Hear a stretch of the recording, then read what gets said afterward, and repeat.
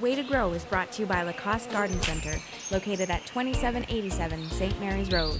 This beautiful plant is called a royal candle, and it's a sun-loving perennial. Welcome to Shaw TV's Way to Grow. My name's Laura Ravey. This is Dwayne Friesen. You're a gardening expert, and today we're talking about sun-loving perennials. And this one is a beautiful-looking plant. Isn't it? It's part of the Speedwell Veronica family, and isn't that gorgeous, just the way the blue turns into the green? And I thought too, lilies we mentioned in one of the earlier shows make for a great camera shot. I thought this one would make a great camera shot. But a dwarf plant flowers in summer, and that's kind of what I wanted to highlight here. Some of the better plants we covered in shade. People ask you the question, what can I grow for shade? Now we're going, what can you grow in the sun? And these are going to be some of the plants that you can grow, easy to grow, and long bloom times on these plants. Okay. And most perennials don't have that long of a bloom time, so I thought I'd illustrate some of the ones that do have a longer bloom time, and this would be one of them.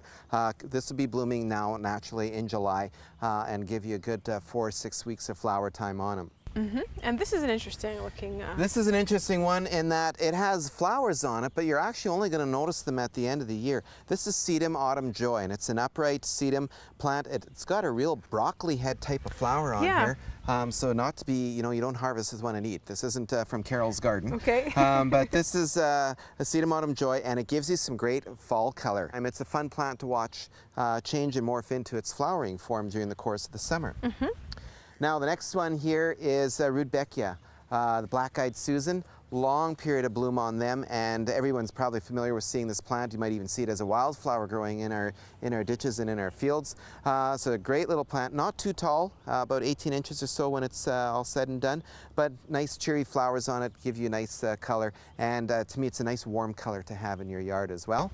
Okay. And our next one here is the daylily, and this is the Stella Doro daylily, and daylilies are a huge family, lots of different choices in flowers and forms to choose from, but this particular one is shorter, flowers all the time, and nice golden yellow flowers on it, and it'll start blooming by the end of June, and it'll go through right till the end of August.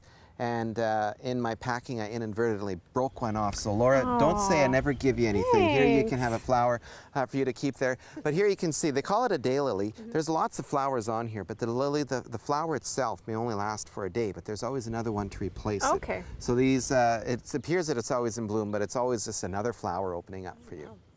The one on the end here is one of my favorites, and I would have to classify this probably as one of the top 10 perennials, period. Really? Anywhere in North America you're going to go, you're going to see this. This is a Carl Forrester feather reed grass, a beautiful, strong, very vertical plant, very strong vertical appearance to it. You don't have kind of a weepy form, a little bit here, and then it develops these long, tall seed heads on here that will get a bronzy pink in the course of the summer. Very, very pretty to have that way.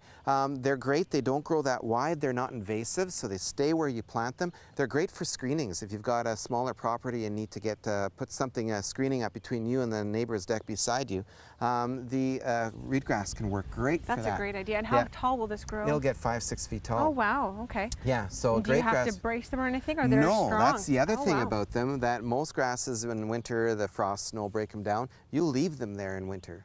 They'll give you winter interest. They'll brown off for winter, but they'll give you some winter interest on it.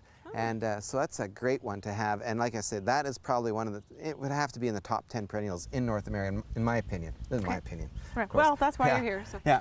Then last couple here, phlox, upright garden phlox. And you see just starting to come into bloom now. Flowers will last for a long time. They like to grow in the dry, hot areas of your yard, and they don't like to be bothered. Once you plant them, just let them go.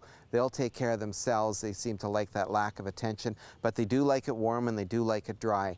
But there are lots of color choices within that, and they flower for a long period of time. Again, a little bit unusual for perennials is this length of flowering time.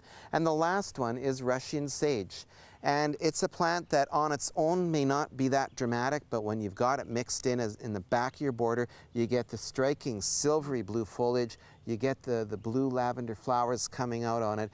You'll see it from a mile away in its in full in a mature plant.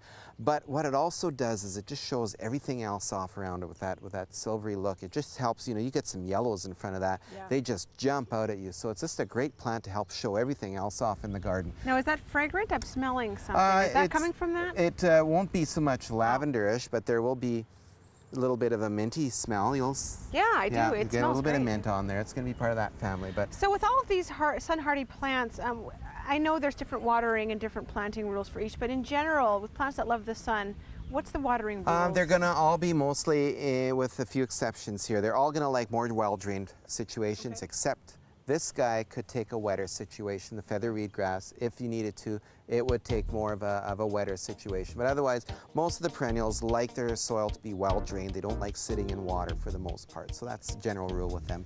Great, thanks. And thanks for the flower.